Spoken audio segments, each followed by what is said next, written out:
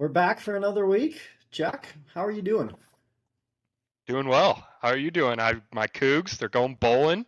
Love to see that. Talked about it early in the year. Said that was best case scenario, and it happened. And then rivalry week. A little sad though. Kind of sad. College football's coming to end. A lot of change. A lot of change happening here. How are you feeling after the regular season?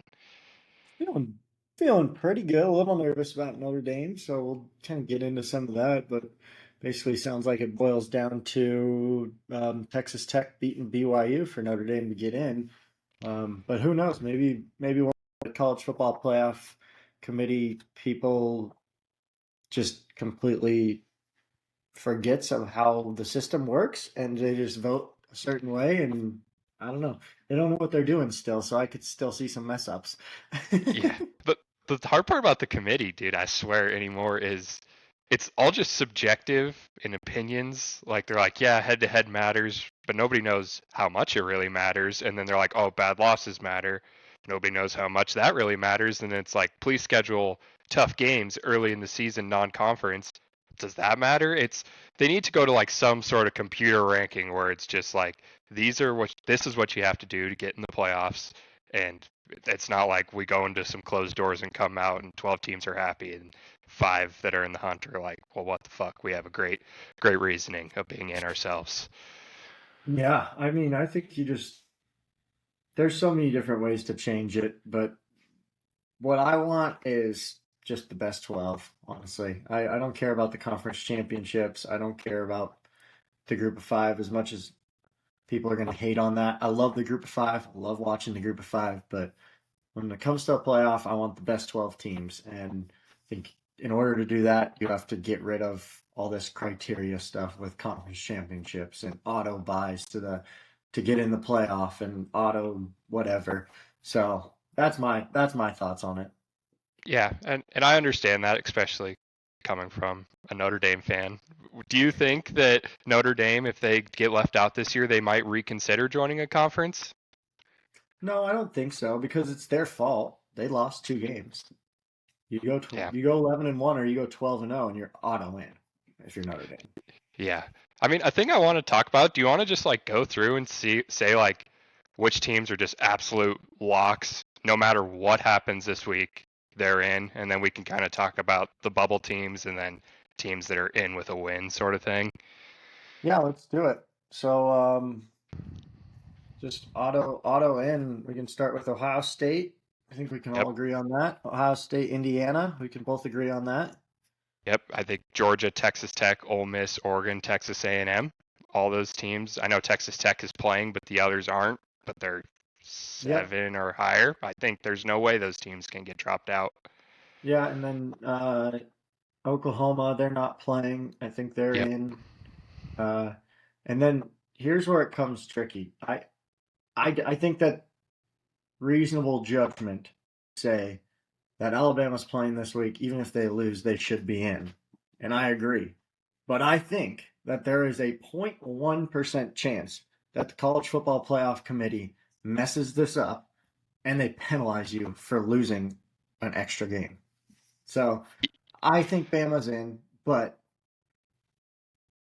are you I, getting penalized for playing in conference championships? You shouldn't. yeah, I agree with that totally because I'm the same way. I think even if Bama loses 28-10, they're still in, but they're not a lock.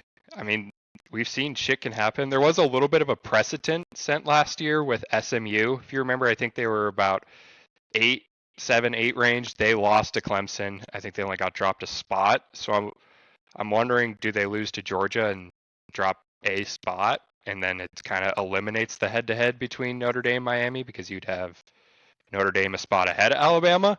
I I really don't know, but I can tell you right now they're not going to punish a team for playing and losing in the SEC championship at all conferences too.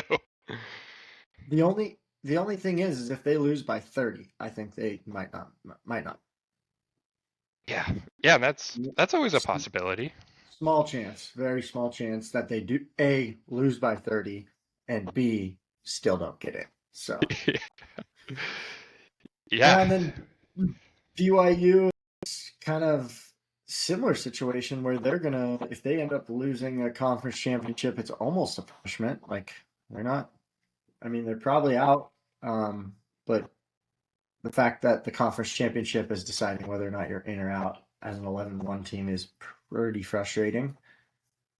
Yeah, I saw a stat on BYU. In the last 30 years, they are the only Power Five, Power Four, whatever it may be at the time, Power Conference team that it's been ranked as low as 11 at the end of the regular season that only had one loss. Their one loss is to Texas Tech. They have good wins over Arizona's a very respectable win at this point. They beat Utah. So I still don't understand why BYU is so low. To me BYU should be behind Texas A&M, but then it kind of gets into the well, they didn't play anybody tough in the non-conference and kind of all of that. So I don't know. If I'm a BYU fan, I'm definitely pissed off right now, though. I'll say that at least. Yeah, for sure. I 100% agree with that. Um, do you have your rankings for this week? Are they pretty similar to what the CFP had, or are they kind of off the beaten path? Mine's just a little bit different. So I have North Tech. I'll just start at 12. Honestly, I have North Texas as my Group of Five team, and then I have Miami at 11. I don't know. It's so hard. That's like a coin flip. It's either Miami or Notre Dame there. Bama at 10, Oklahoma at 9, and then I have BYU at 8. So that's my big one that I'm just like, I'm way higher on BYU than the committee. How's yours look? Um, well, it's tough because if I go off of, I don't know. I was thinking about this earlier today. I go personal opinion, 1 through 12, who I think is the top 12 teams, regardless. It's really weird because like you get obviously the Notre Dame bias is way up there, and then like the Oregon and stuff. I don't know. It doesn't say much about it, but when I go criteria of their records, it's pretty similar to what the CFP has. Um, 12, I also have North Texas, and then 11, I have Virginia, and then I have BYU getting left out. Personally, I'd probably have Bama at 10, Notre Dame at 9, and then Oklahoma. Everything else is pretty much exactly what the CFP has in my eyes. Yeah, I know you were a little higher on Texas A&M than maybe the average was. Do you have them dropping down to 7 as well, kind of re-looking at their resume from end to end? Dude, I think that was the perfect drop for them because yes, they lost, but at the same time, they were undefeated going into that game. They still deserve a home game. Like they Yeah. played so good all year. It's a rivalry game. Um, I think that's what I was saying. If they lose this game, they obviously don't get the bye, but they still deserve a home playoff game, and that's exactly what they got. So I like it. Yeah, and the thing about Texas A&M, I know you're not writing them off, but maybe a lot of people are. Texas A&M is in the exact same spot as Ohio State last year, losing their last regular season game, causing them to miss their conference championship. Maybe get that extra week where, sometimes losing isn't even the worst thing for you. So watch out for Texas A&M come playoff time. Don't write them off because of one loss to Texas on the road. Yeah, and the only thing that I have like a negative to say about Texas A&M is they really have not looked good the last couple of weeks. I know they lost last week, but the week before they really didn't look good and they won, and then even a week before that they didn't look good either and ended up winning. Marcel Reed has thrown some pretty questionable picks. He's really good, but he's thrown some pretty questionable picks. Dude, have you seen who um, they beat in the SEC? That they didn't beat a single team that had a winning record in the conference. Like that's a great draw for one, and you can't fault them for it because it's what's on your schedule. But it does make you open your eyes a little bit. And I know they beat Notre Dame, but that was also there was a massive holding call that wasn't called where if And they it's don't win that game, Notre Dame's 100% in. Texas A&M is probably a little closer to like Vandy range. Yeah, it was a PAT difference, so it was a pretty close game. Uh, Biggest news of the week, aside from the rivalry games and some of the great matchups with Auburn and Oklahoma and everything else. Lane Kiffin, he has he has completely done what Lane Kiffin does, and he's moved on right when his team is about to make a deep playoff run. Now, what are your thoughts, Jack? I go both ways on this. I can play both sides of the field. Yeah, I don't know because I don't blame him at the end of the day because LSU is a top five job. Certainly, it probably like was kind of a dream job, and it feels like it's a perfect fit for him. But just the way it went down, I don't know, man. Like they're you're 3 wins away from the school that you're at now from being in the national championship. Like in my eyes, it's very realistic that Ole Miss could make the national championship. What else do you want? Is that worth $500,000 extra per year? I saw Ole Miss said they pretty much match any contract. It's not like they're short on money. So I don't know. I would have liked. There had to be a way that he could have stayed at Ole Miss for the end of this year and go to LSU because I'm looking at Eric Morris and John Summerall, both at North Texas and Tulane. I know it's a little lower jobs. There's coaching for their team for the rest of the year. So it just felt like the way he went about it was wrong. I, did you see the clip where the reporter called him a hoe at the Egg Yeah, Bowl? and did you see the clip of him saying that he didn't know the the numbers? Like what he was making? Yeah, I mean, how can you buy that? I don't. Do you believe that? I don't know. I don't know. I kind of don't. Did you see it? And the I, reporter asked him. no, I didn't. I got to go watch it. It's hilarious because they're like, oh gosh, I forget what they asked, and he's basically like, yeah, I don't know what they're paying me to come here. But I'm sure it's pretty good. He's like, I'm sure it's pretty great, and then goes on to say that he wanted nothing to do with the numbers. He knew that it was going to be a good number, and he wanted to just actually think about what he truly wanted. He said he's never made a decision based off of money, and that his only decision based off of money was how much they were going to give him to give to the players. And so I I don't mean, know. I mean, I think it's a little crazy, but at the same time, he's kind of right. Like you don't really have to pay attention. It's going to be a good number. You know, it's yeah, going to be a big yeah. number. It's going to be huge, but I'm just thinking that I'm the LSU hiring coordinator. Maybe the athletic director got that job revoked, like we talked about. But wouldn't you be like, I'm paying you 15 million a year? Like, isn't that your pitch to Yeah, I Lane bet Kiffin? they probably talk. Yeah, I mean, maybe. Probably mostly talking with his agent about that. I don't know. I don't know how the story went down, but that was the conference. That was what the reporter asked him, so it was pretty funny. I mean, what do you think about the announcing? I'm gonna say announce my future on this date. One, didn't even end up announcing it on that day. Like, No, it it's didn't just happen weird. until Sunday. It was weird, and yeah, if I'm an Ole Miss fan, I definitely don't like Lane Kiffin. No, and I thought Klatt had a good point where coaches that are recruiting against LSU are gonna say, how you as a player can you commit to him when you don't know that he's committed to you? And that's just I don't know how much that's going to hurt him because it's still LSU and he's a great coach. I can't take that away from him. He's a great coach. Yeah, and it will affect Ole Miss by not having him. So we'll see how that happens. What else? What else do we have from last week? Or do you want to move on to this week with conference championships? Yeah, I mean maybe we should just mention Ohio State. They broke the streak in kind of convincing fashion, I would say as well. Yeah, it was a good. I mean, we both had Ohio State minus 9.5. You have it as a best bet. I just had it on the side, but definitely good play.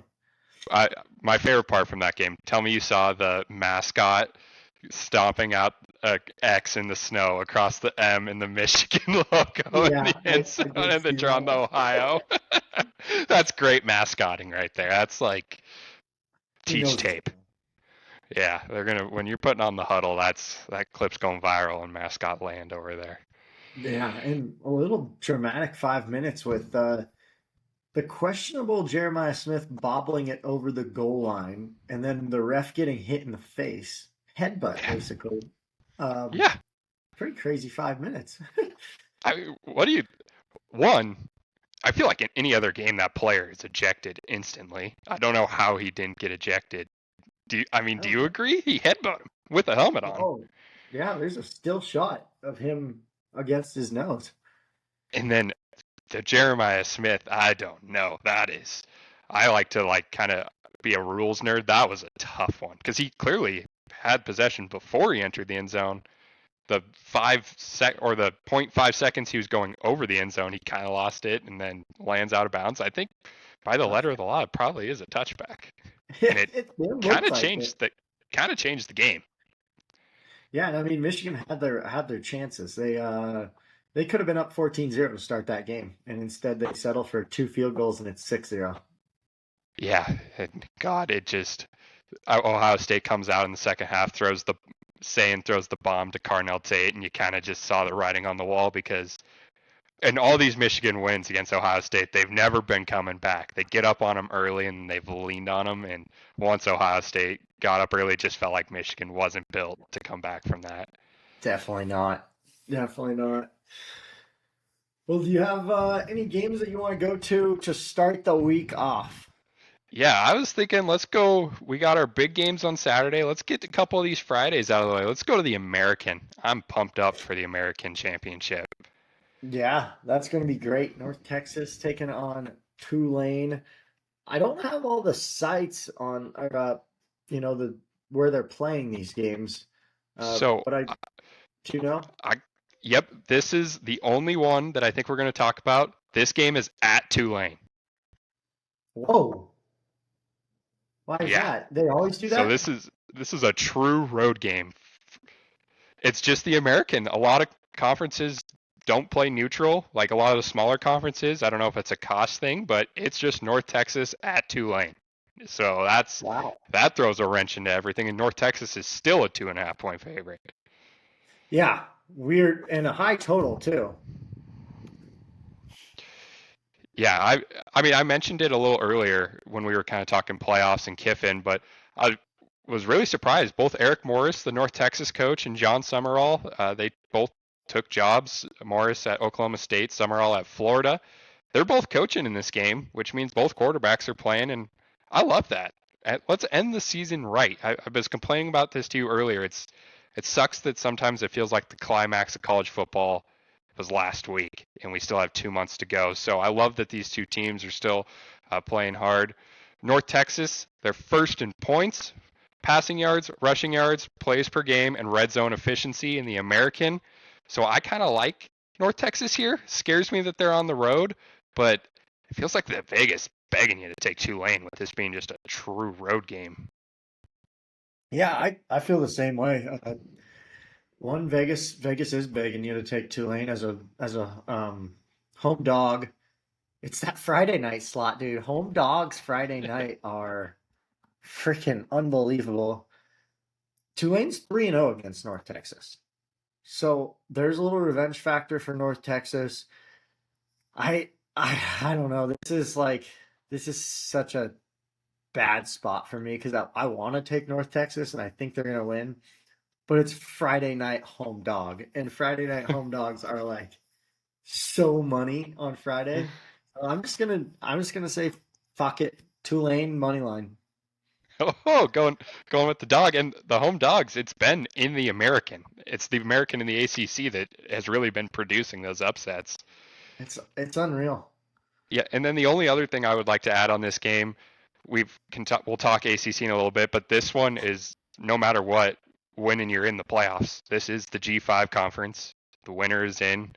They're both ranked, so there's not really any ifs, ands, and buts about it. So I don't. This might be a dumb play because both offenses are great, but maybe a little nervy under.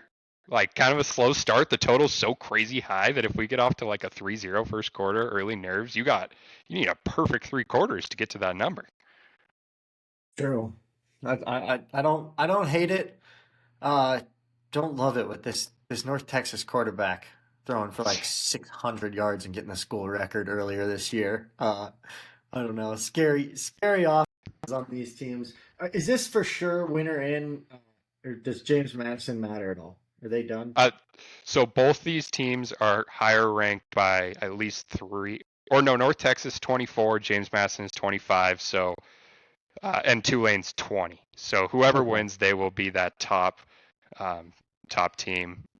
North Texas is my official pick, and I'm very very excited for this game. I was looking at North Texas. I think in their last 5 games, 4 of them they've scored 50. They put a 50 on the Cougs too. Like this offense is electric. Might be the Yeah. best in the country. Yeah.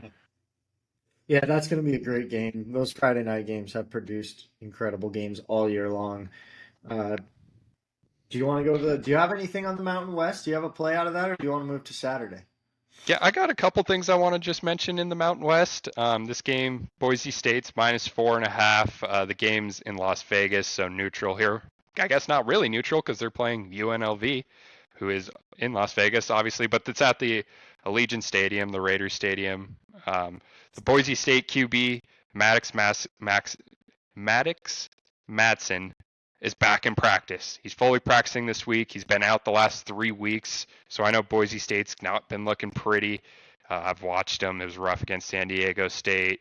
They were snuck by Utah State last week. So he should be back. I kind of like Boise State here. The one thing I got to bring up on the Mountain West as a whole is that New Mexico got robbed. Our boy Coach Eck, the Idaho coach, he goes to New Mexico this year. They're in the Mountain West. They have the same record, same conference record as Boise State, as UNLV, as San Diego State. But we go and do these computer-generated tiebreakers in the Mountain West, and they're like, nope, it's Boise and UNLV. I thought Eck was going to be a super hot coaching name, and he signed an extension with New Mexico, and they asked him why he signed an extension, and he said moving's just a pain in the ass. So I wish New Mexico was in this game just because I love that coach. But yeah, I'm gonna go Boise State -4.5 with their QB back being a big boost. I don't know if you have anything. Yeah, and it's kind of a funny point that you bring up with them all being tied at 6-2 in conference play. Boise being the number one team in the conference with a record of 8-4 overall. The next three teams that have 6-2 conference records are 9-3, 9-3, 10-2. So I I know, like I don't know, New Mexico, San Diego State, both better overall records than Boise State, but obviously that doesn't matter when it comes to conference championships. I I like UNLV here. I think Boise State is a little bit overrated in the market, and I just I don't know. I like UNLV plus the. Is it 4.5 or is it 1.5? I wrote it down at 4.5 earlier today. If it's at Okay. Oh, yeah it four and a opened. It half. opened at 1.5. Oh, that's probably I'm imagining because the news the QB's back. That's right. Okay, that makes sense. Yeah. UNLV plus 4.5. And here's another one on New Mexico. They beat UNLV and San Diego State. UNLV lost to New Mexico and Boise. How? I don't know how that works. It makes no sense. No, that's weird. Well, that's our little Friday slate there. I mean, that's going to be just a great appetizer. That American Championship, whew, that's a college football fan's dream right there. When you're in between two G5s, lighting the scoreboard up. That's gonna be a fun game. Moving on to the big one for me, the one that matters. Saturday kickoff at 10 a.m. or BYU and Texas Tech rematch from a few weeks ago, where Texas Tech beat them down pretty good in Provo, I believe. Now they're going to be at a neutral site in Arlington, going to Jerry's World, I believe. And what do you think, Jack? I mean, this is I'm obviously heavy on Texas Tech here. I They're favored by 12.5, which is absolutely absurd. I think it was 11.5 last time they played, so around the same number. This is a must win for me for Texas Tech. Notre Dame gets in if they win, I'm pretty sure. Yeah, this game's interesting. That last matchup, BYU was at Texas Tech in Lubbock, and Oh, that was LJ. Lubbock. It was the only reason I remember is because Mahomes was there. As stupid as that sounds, it was. That's right. I don't. Was it game day or big noon? I can't Yeah, it can't was remember. okay because I remember us talking about tortillas that week. Actually, my cousin was going to that game and his flight got canceled. Oh, that's right. But yeah, so I'm curious because Texas Tech, goddamn, they had their way last time. The thing that I remember though is L.J. Martin was like kind of questionable to play. He did end up playing, but he only had 10 carries against Texas Tech. For comparison, they played Cincinnati a couple weeks ago and he had 33 carries. So he was clearly not 100% in that game. I got a lot of things on this game. I mean, Texas Tech, they're plus 18 on the turnover margin, which is the best in the Big 12. Here's a stat for you. On Texas Tech rushing, when they're on defense and the team is rushing the ball, they have fumbled on 12% of the plays this year. So Texas Tech is forcing a fumble on 12% of rushing Dude, attempts. that D line is elite. They have like 2 first-round draft picks. Dude, and I mean, we've talked about it. Texas Tech, they're the NIL kings. They got all the dough. I don't know if you've been seeing signing day today. They've pulled in like 3 or 4 5 stars already. So money is pumping down there, just like the oil. But BYU's second in the Big 12 with a plus 14 turnover margin. So I kind of think this game's going to come down to who's forcing the turnovers, who's turning the ball over, and who's capitalizing once their defense forces that turnover. I kind of like BYU plus 12 and a half. I don't know if I really even like anything on this game because Texas Tech has just been dominating. But like you said, this is Notre Dame is the biggest Texas Tech fans in the world, including Texas Tech fans, because Texas Tech can lose this game and still get in the playoffs. Yeah. And this is all about getting a bye too for them. They win this and they secure a bye. So I think that's huge. They'll be playing hard. Uh, we've mentioned it all year long. Uh, the freshman quarterback thing. It's not a true road game, although it's being played in Texas. So you like to think that that favors Texas Tech here a little bit. And then it just being a massive game in general, I don't know if a true freshman quarterback is really prepared for that. I know he's a good player, and then you have this absurd defense for Texas Tech. The D line looks great. You mentioned the turnover margin. They've got the excuse me, the linebacker who's unbelievable. They're just trying to get him the Heisman. We were talking about that. Um, but yeah, must win for Notre Dame. I think Texas Tech handles business. I don't love, the points, taking the points either way, but I love Texas Tech money line. Absolutely. And we got to talk about it a little bit because I was calling you on the phone laughing. I think Jacob Rodriguez is his name, and he's putting up phenomenal defensive numbers. Like the forced fumbles is through the roof, and Texas Tech has just been blowing everybody out so bad that their coach is just like, screw it, we're trying to get him the Heisman. They've been giving him carries from the one. He's got a few touchdowns in there, and then last week he throws a pick on the one. They're trying to get him a passing touchdown. And he throws a pick. I'm like, we gotta downgrade him. Hope we get to New York. Speaking of New York, do you think Pavia gets the invite to go? Oh, absolutely. I was looking at odds, and Pavia, Mendoza, and Sayin are all less than plus 200. So I don't remember a Heisman race being kind of this wide open and weirdly not talked about. Yeah, Pavia's going to bring energy to that Heisman, and that they're going to let him bring however many people they let him bring, he'll fill it. I don't know if you saw him talking to Portnoy, and they're like, "How many Pavias are running around at these games?" And he's like, "Sometimes we bring like 80." Good Lord, the Pavia family goes deep. Dude, I'm kind of sad they're not getting in the playoffs. I think you agree with that, but I'm kind of sad we don't get to see them in the playoffs because they put up a great 10-2 at Vandy. That's amazing. Great year for him, and the losses are not that bad. I mean, Alabama and Texas, right? Yeah. Tell one other. I don't know why we're going off on a Vandy tangent, but tell me you saw they flipped the number one QB in the country from Georgia to Vandy. Well, hey, what's his name? Signed a new contract extension, so he'll be there for a while. He's a good coach. Is it Go uh, Clark Lee. Clark Lee? Yeah, yeah. I mean, Imagine telling yourself that 10 years ago. If the number one QB flips from Georgia to Vandy on signing day.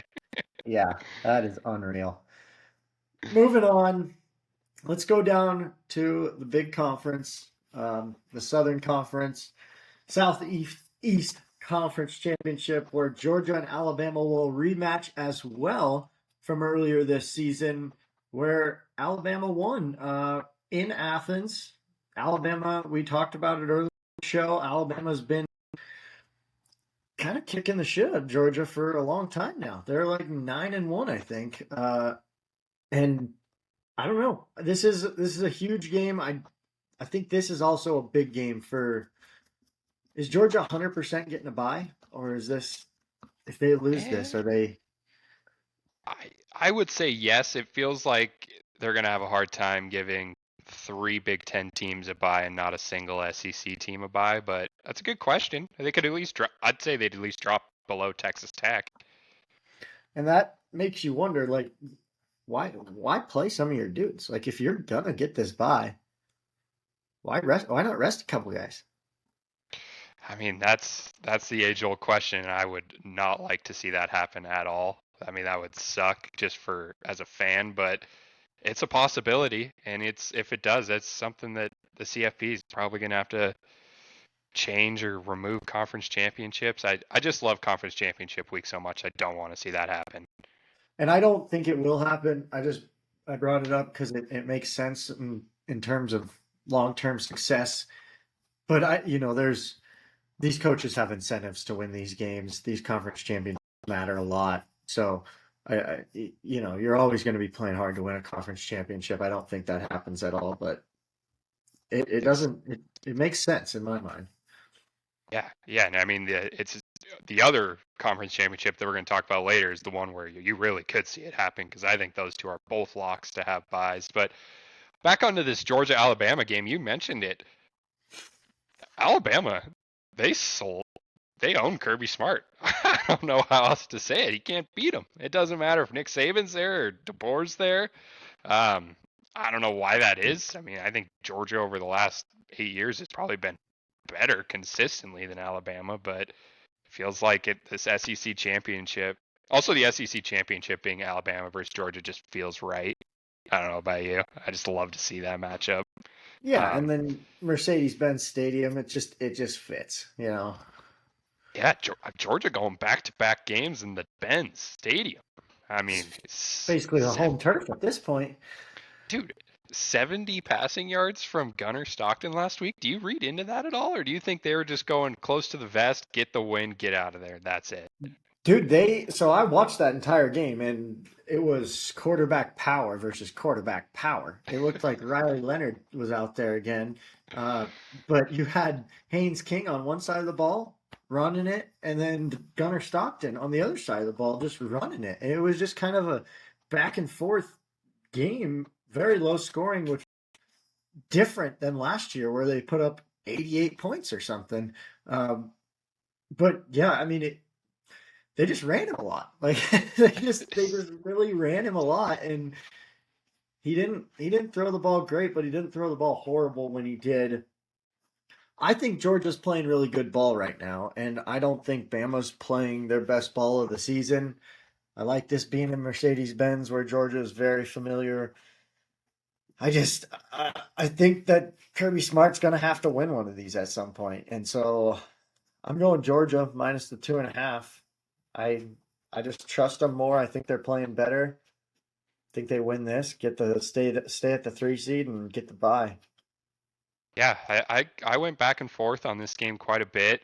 Um, and I agree with you that Georgia is playing better than Alabama right now. But looking back on Alabama's season, the worst game by far, I think you would agree that Ty Simpson played all year was against Oklahoma. Would you agree with that?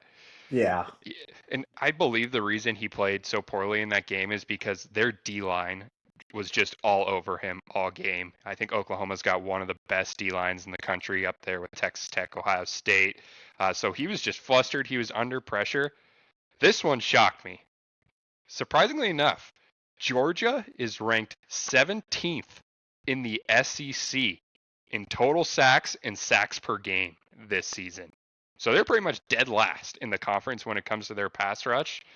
I'm going to go with Bama again. I think that's why they won the first time. They were able to give Simpson time, and if he has time, he's a great passer. DeBoer kind of can pull some magic out of his hat, and I think Bama's a little bit more desperate just because how we talked about. They aren't a lock right now. You don't feel great if you're Alabama and you lose this game when it comes to the college football playoff in that 24 hours. So give me Alabama plus 2.5, being a little bit more desperate, and they're able to protect Simpson. Yeah, I don't hate it. This should be a great game. Total of 47.5. So kind of expecting a defensive battle, but I mean, Kirby Smart, very defensive minded coach. DeBoer, very offensive minded coach. So we'll see who wins the coaching battle come Saturday. Yeah, should be a great game. Well, moving See, we on. got two. Let's go ACC here. Save the best for last with the Okay. Big Ten. You like that? Yeah. Yeah. Two conferences left. At least two conferences that we really want to dive deep into. And we're going to the ACC where Duke, 7-5 Duke has made the conference championship. It's unbelievable. It's a 3.5 point spread in favor of Virginia, right? Yep, Yep. in favor of Virginia. And this is just unbelievable. I mean, 7-5 Duke makes the conference championship, being played down in Charlotte. I don't know. I mean, Virginia, I think winners, if Virginia wins, they get in. If Duke wins, that gets JMU in, or is it the Yeah. loser of the North Texas? Yeah. It's the way the rules are written right now is if Duke wins, James Madison will be the fifth highest conference champion, and North Texas or Tulane will be the fourth, and JMU will get in, and probably goodbye forever to the G5 is how I'm looking at it, unfortunately. So I'm cheering for Virginia hard in this game. Yeah, I like Virginia in this spot. They've won a lot of close games. I think this is going to be a close game, neutral site. I I think the spread tells you to take Duke, so I'm going to take Virginia minus the 3.5. Yeah, and they just played this game 2-3 weeks ago. I think it was on one of you or I's best bets. The other, I think you had on your best bet, but I was considering it as one of mine too. We both were on Duke, and Virginia kind of went in there and kicked their ass early and kicked the shit out of them. I don't know how Duke is in this game. It like puts my mind into pudding. I'm 7-5 Duke. They're barely bowl eligible, and they're in the conference championship. Yeah, and it's just like the American with what you said. You've got SMU, Miami, Pittsburgh, Georgia Tech, and Duke, all 6-2 in conference. 7-5 out of conference is Duke. Georgia Tech's 9-3. Pittsburgh 8-4. Miami 10-2, and SMU is 8-4. So, God, just a Yeah, absolute and crazy 6-way tie for second. Yeah, and the other thing, not even on Duke, on Virginia. Virginia's what were they? 6-2 in conference, and they've lost to 3 ACC teams this year. So the ACC. Let's put some guidelines around this thing. If it was Virginia, Miami, there wouldn't be a single person complaining, and I actually think the 5 highest rated conference champions would float in correct this season. But I I don't know. This is this game. I'm staying away betting wise. I don't know which side it could be on. I kind of more just wanted to complain about Duke being in more than give any insight. Yeah, I mean, I don't know. I can't even say that I think this is going to be a close game. I I don't know if it is. I could see Virginia running away with it. If it is close, Duke's got a shot to win. Otherwise, I see Virginia blowing them out, but I don't see Duke blowing them out. Yeah, and here's a take that I'm just gonna run by you and I saw it online from Josh Pate, I believe. They're saying Duke beats Virginia in this scenario. So lay that out in your head. That means North Texas or Tulane and JMU is getting in the playoffs. Do they stick Miami in because they don't want to just leave the ACC out altogether? Where they're like, so are you maybe cheering for Virginia here a little bit too to be like, all right, we got your ACC team in. Good job, guys. You got your squad. Now let's move on, sort of thing. That's crazy, man. I don't know. Like if I don't know. I just don't know how. Like, if you're Duke, you're like, we won the ACC. How do you put a team that not even in the conference championship in over us? Like I don't know. It's so broken. We need the best 12. Yeah, it's interesting. Uh, there's a lot of change. It's like we said, it's all subjective, so literally anything could happen. There's no numbers driving this thing. It's just a bunch of old dudes in a room that I can guarantee you they were not watching Notre Dame Stanford at 1 in the morning last week. I can guarantee it.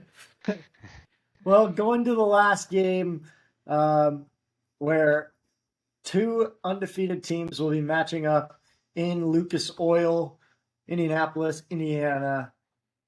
Ohio State favored by 4 here. It opened at 5.5. I love Ohio State. I've been saying it all year. If we get this game and have anything inside of 5, I'm taking Ohio State as my lock of the season.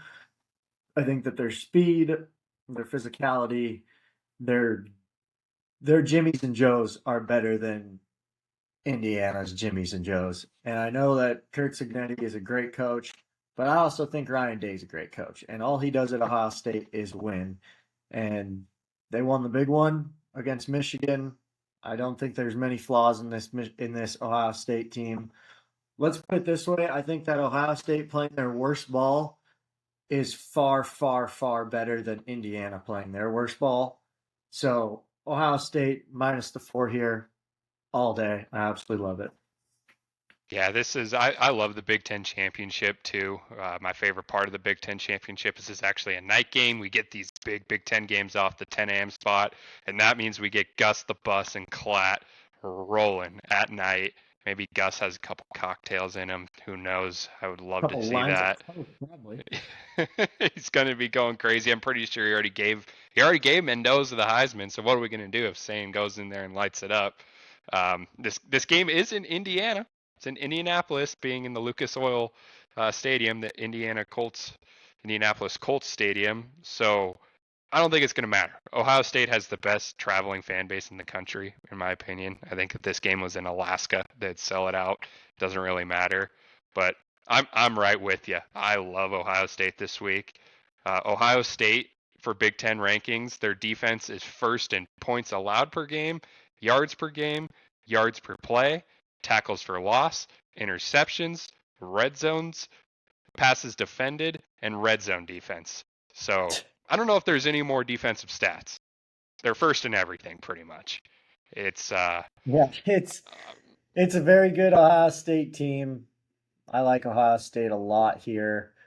We talked about it earlier. Is this? I mean, loser doesn't. It doesn't matter. Loser's getting a bye no matter what. We went through it the other night.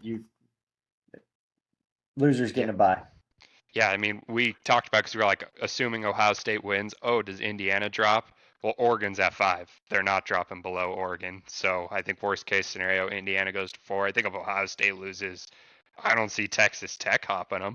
I don't know if I see Georgia hopping them. They might just drop to 2. So yeah, this game is for pride. I think they're both gonna be playing hard.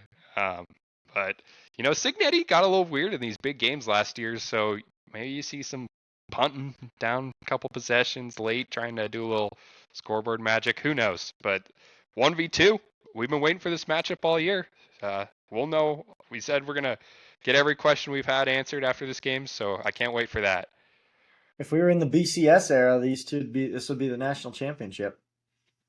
Could you imagine if we were in the BCS era, the winner would be in the national championship and the loser would be out? That's conference championships that matter. True. True. I would love for them to go back to the BCS ranking system with a different playoff structure. I think that would be the best way to go about it because then it's Yeah. just numbers. And we talked about play-in games. Everybody wants Yeah. to add teams to the playoff. Everybody wants to make this thing bigger. Well, it's hard to make it bigger because it adds so many more weeks of games. Well, if you did play-in games, that's only one extra week. You could do the teams that aren't playing conference championship week and put some play-in games in. And I don't know. I don't know how it works exactly, but Yeah, somebody figure it out. We'll give you the idea. Somebody do the math. I looked into it because that was actually one of the questions I meant to ask you. I just missed it on my sheet. If we could see some sort of playing game during Army Navy week where you do Army Navy early and then you have a couple playing games late. In the playing games that I said, you just do two games. You have the two last in versus the two first teams out. So you do the highest in versus the lowest out, if that makes sense. And this year it would be Bama and Texas and Notre Dame and Miami. And your two winners are in, your two losers are out. Yeah, and that would be awesome. I would love to see that. That'd be cinematic. It really would. There's not really any other games we want to talk about. There is one I want to go to just because I will be boots on the ground for Grizz versus South Dakota State, where the Grizz, I believe, are favored by 1.5. Could double check that to make sure that's accurate. I don't know. Pretty bad draw for the Grizz. With a team that I think starts off 7-0. Down the stretch, they go 0-5 because they lose their quarterback. He comes back last week, first week of the playoffs. They look unreal. He looks great. And this being a 1.5 spread, I think it'll be a good game. So definitely not picking any sides here. I'm cheering for round 2 of Brawl the Wild in a couple weeks in Bozeman. So Grizz money line would be the play. Yeah, I mean it should be a great game and a fun atmosphere. Yeah, this is as brutal of a draw at the Grizz level as it was for Oregon last year catching Ohio State in the second round. Like they lose their QB, their seed goes way down, and then he's back and you have to play him. Cats fans know South Dakota State already beat them this year in Bozeman, so this team can play with anybody. I'm with you. I'm cheering for the Grizz. But I don't think Grizz Nation was super happy when they saw this draw. But if they win this, it's a big momentum boost, and they've definitely had a bad taste in their mouth the last couple of weeks. So go Grizz. Yeah, you got anything else, Jack, before we get into Lock Dog Parlay? We're not going to do best bets this week, but we will do Lock Dog Parlay for you. You have I anything will. else? One last thing, I'll give a shout out to Western Michigan. I've been riding them as my MAC team all year. They're in the championship against Miami, Ohio. Uh, QB's only thrown for 2 picks all year. Looking at that right now on ESPN. Let's go Bronx. Get the dub in the MAC. They should play I that on love it. Tuesday too. I don't know why they're not. I love it. Quick reminder, we will be doing a Pocket Jacks Podcast Bowl Mania Challenge. So everybody stay tuned to the social media for that. It'll probably be a $10 buy-in. You can join. Once we get payment from you, we'll send you the password and get you in. Yeah, we love bowl season too. Is a lot of interesting games in the bowl season. Yeah, yeah. With players out and coaches leaving and whatever the hell else it may be, it creates chaos. Let's put it Yeah, that way. yeah. Trust me, anybody can win. We talk college football all the time. I bet you can pencil us in for the bottom of the leaderboard of the bowl mania Oh, we because are not there's winning no that game. skill involved. The more you But we know, will be in. the more you know, the more of a disadvantage you have. Yeah, it's like March Madness brackets. Exactly. Well, let's go to Lock Dog Parlay. Mine is pretty freaking cut and dry simple. Ohio State -4. Lock. Not even a question. Times it by 2. I'm riding with them too. It's kind of a square play, but it's come on, Ohio State. They destroyed Michigan last week. It wasn't Yeah. even the scoreboard didn't tell the story. I love them. Yep. Love them. Moving on to the dog. Short and sweet here. We talked about it earlier. Friday night dog at home going Tulane. Alrighty, I see you there. I'm going to the Tide. I'm going to the SEC. I think they're going to protect him. Seems like DeBoer can get the boys up for the Georgia game. And when Alabama is up, they can play with anybody. So give me Alabama plus 114 here to win the SEC. Love it. And moving to the parlay, we actually do not have our guest parlay. We were trying to do a little parlay with some of the listeners, some of the people. We don't have anything for you. Jack, how do you want to do a parlay this week?